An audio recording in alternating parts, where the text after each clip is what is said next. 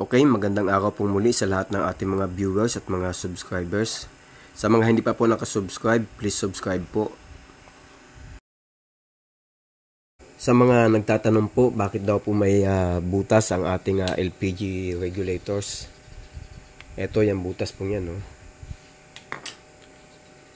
Yan, katulad po yan. Bakit daw po ba may butas ang ating LPG regulators? Hindi daw po ba ano yan? Normal daw po ba talagang may ganyan? Hindi ba lalabas ang gas dyan?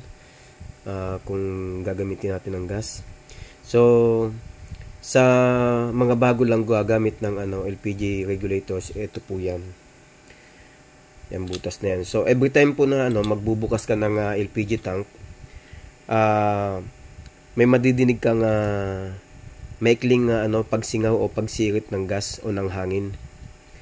So yun po, ito po ang purpose po niyan, ay para makalabas yung hangin dito. So every time po na maglalaro ang ating diaphragm sa loob ng taas baba, dapat po yung hangin ay lalabas o papasok dito sa loob para magkaroon ng normal operation ng ating LPG regulators at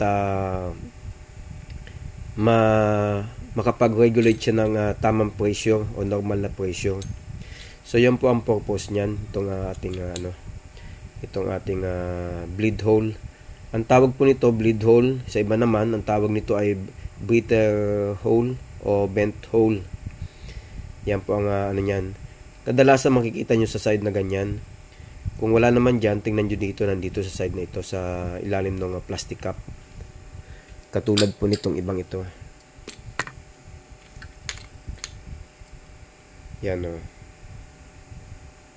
Yun, sa ilalim po ng plastic cup. Ganon din po ito. Yun.